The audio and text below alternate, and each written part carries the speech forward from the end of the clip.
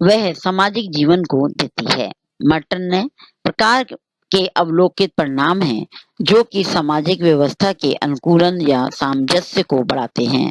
Johnson किसी भी आंशिक संरचना जैसे एक उपसमूह, एक भूमिका, एक सामाजिक नियम या एक सांस्कृतिक मूल्य का वह योगदान जो वह एक सामाजिक व्यवस्था या उप व्यवस्था की एक या अधिक आवश्यकताओं की पूर्ति हेतु करे, प्रकार्य कहा जाता है। प्रकार्य समाज व संस्कृति की इकाई का वह योगदान है जो इनकी निरंतरता और व्यवस्था बनाए रखने में सहायक होता है। प्रकार्य द्वारा सामाजिक इकाई समाज की आवश्यकताओं को पूरा करने तथा उसमें सामंजस्य एवं अनुकूलन करने में सहायक होती है। पार्सन्स के अनुसार प्रकारात्मक पद्धति की मान्यताएं। समाज की प्रकारात्मक एकता का सिद्धांत। दूसरा, सार्वभौमिक प्रकारात्मकता का सिद्धांत। तीसरा, अपरिहार्यता का सिद्धांत। मर्टन का जो योगदान है, उन्होंने दो प्रकार के क्या बताए हैं, प्रकार बताए हैं, प्रकट और अप्रकट। या तीसरा एक और उन्होंने नाम लिया है, वो है गैर प्रकार।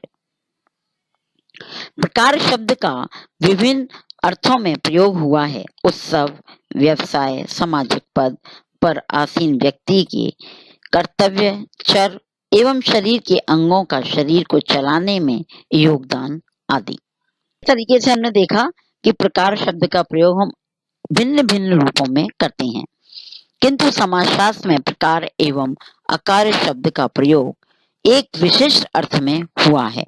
मर्टन ने इसको स्पष्ट किया है कि प्रकार वे अवलोकित परिणाम हैं जो कि सामाजिक व्यवस्था के अनुकूलन या सामंजस्य को बढ़ाते हैं। आकार में अवलोकित परिणाम हैं जो कि व्यवस्था के अनुकूलन या सामंजस्य को कम करते हैं। मर्टन ने गैर प्रकार का भी उल्लेख किया है।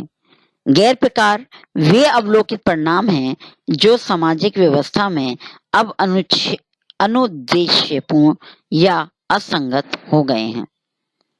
जैसे उदाहरण के लिए संयुक्त परिवार प्रणाली। प्रकट और अप्रकट प्रकार में भेद। प्रकट प्रकार प्रत्यक्ष दृष्टिगोचर होने वाले के परिणाम हैं जो सामाजिक व्यवस्था में अनुकूलन तथा समायोजन लाते हैं तथा जो उस व्यवस्था में सम्मिलित सदस्यों द्वारा मान्य तथा इच्छित होते हैं। अप्रकट प्रकार वे परिणाम हैं जो सामाजिक व्यवस्था में समायोजन या अनुकूलन तो लाते हैं किंतु व्यवस्था के सदस्यों द्वारा ना तो मान्य होते हैं और ना ही इच्छित हैं। जब कई प्रकारों के परिणाम पहले से ही निश्चित एवं स्वीकृत होते हैं तो ऐसे प्रकार प्रकट प्रकार कहलाते हैं, किंतु कई बार प्रकारों के इसमें ऐसे परिणाम भी मिलते हैं जिनके बारे में कभी सोचा भी नहीं गया था, तो उन्हें हम अप्रकट प्रकार कहते हैं। उदाहरण के लिए प्रत्येक लगभग सभी समाजों में निकट के रिश्तेदारों जैसे भाई बहन, पिता पुत्र आदि में यौन संबंध की मना होती है। ऐसा नियम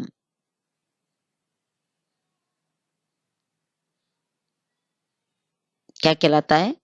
निकटाभिगमन। निकटाभिगमन भीगन। इस नियम के प्रकट प्रकार होंगे। ऐसी छूट दी जाती है। अपंग बच्चे या बदसूरत बच्चे पैदा होंगे। अप्रकट कार्य में अनुरूप यह होगा कि ऐसी छूट देने पर परिवार यौन संबंध को लेकर सदस्यों में तनाव और संघर्ष पैदा हो जाएगा। बात समझ में आई बच्चों?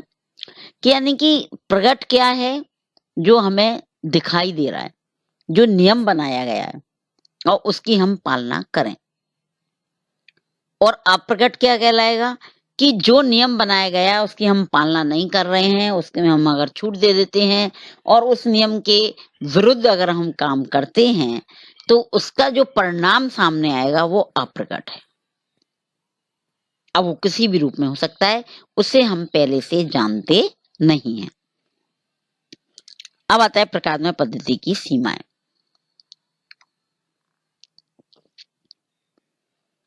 25 वर्षों से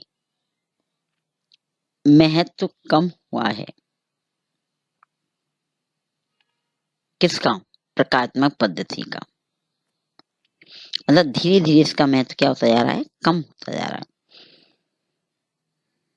पहला, विभिन्न अवधारणाओं की स्पष्ट व्याख्या नहीं है। विभिन्न अवधारणाओं की स्पष्ट व्याख्या क्यों नहीं है? क्योंकि प्रकार शब्द का जो अर्थ है वो अलग अलग मानवशास्त्री या समाजशास्त्रियों ने अपने आधार पर भिन्न भिन्न प्रकार के अर्थ दिए हैं। दूसरा है संरचना की प्रत्येक इकाई के प्रकार की खोज होना। संरचना की प्रत्येक इकाई के प्रकार की खोज होना।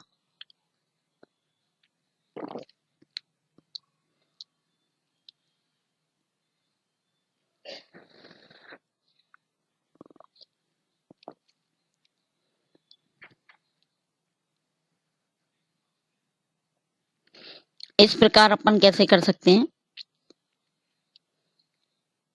तीसरा है देहवादी व्याख्या। देहवादी व्याख्या से क्या तात्पर्य है कि प्रकार का जब भी हम अर्थ लें तो किससे संबंधित होना चाहिए? उद्देश्य से संबंधित होना चाहिए, जबकि उद्देश्य, कारण और प्रकार में अंतर होता है। नेक्स्ट है रूढ़िवादी एवं तकियानुसी। हम परंपरावादी या तकियानुसी, नहीं नहीं ऐसा ही होता आ रहा है, हमें ऐसा ही करना पड़ेगा, अरे यही हमारे समाज की रीति है, तो ऐसे विचारों के आधार पर कार्य करना, यानी कि पूंजीवादी एवं सत्ताधारियों के हितों की हमेशा रक्षा करते रहना। नेक्स्ट है समाज व्यवस्था को एकीकृत मानना, जो ठीक नहीं है। नेक्स्ट मूल्य अभिन्नति पर आधारित। नेक्स्ट व्यक्ति की तुलना में समाज को अधिक महत्व। प्रकारात्मक पद्धति की जो सबसे बड़ा जो दोष है वो क्या है? वो व्यक्ति को महत्व नहीं देता। किसको महत्व देता है? समाज को। नेक्स्ट है इसे इन सिद्धांत, उपायों एवं अध्ययन माना गया है। प्रकारात्मक पद्धति के महत्व। महत्व क्या क्या है प्रकारात्मक पद्धति का? नंबर 1, ज्ञान एवं विधि की नींव रखना। सबसे बड़ा जो महत्व है वैज्ञानिक पद्धति, उसका प्रकारात्मक पद्धति का, वो है ज्ञान और विधि, कैसे हमें काम करना है, प्रक्रिया, उसकी नींव डालना है। दूसरा है अवधारणात्मक ढांचा प्रदान करना। एक ऐसा स्ट्रक्चर तैयार करना, एक ऐसा स्ट्रक्चर बनाना जो हमारे कॉन्सेप्ट को क्लियर करे। शारीरिक संरचना है, हमारे सामने एक ऐसा स्ट्रक्चर है जिसमें हम कह सकते हैं कि 2 आंख, 2 कान, नाक, हाथ, पैर, हृदय, फेफड़े, ये सारी चीजें हैं। जब हम इसको धारण करे हुए किसी भी चीज या घटना को या वस्तु को देखते हैं तो हम तुरंत कहते हैं कि ये शरीर है, मानव शरीर है।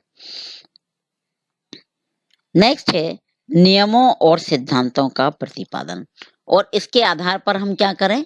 नियम और सिद्धांतों को बनाएं। और नियम और सिद्धांत जब हम बनाते हैं तो उन्हीं नियम और सिद्धांतों के आधार पर कार्य पूर्ण होता है। और इसी प्रकार से हमारी जितनी भी सामाजिक घटनाएं हैं उनका अध्ययन इन्हीं आधारों पर हम आगे लेके करते हैं। तो इस प्रकार से बच्चों हमने 3 सिद्धांत पढ़े। ऐतिहासिक, दूसरा तुलनात्मक, और तीसरा है प्रकारात्मक। और इन्हीं तीनों सिद्धांतों के आधार पर हम ये बताने का प्रयास करते हैं कि समाज में क्या था और क्या हो रहा है और क्या होगा। तो इस आधार पर सारी प्रक्रियाएं, हमारी जो घटनाएं हैं वो चलती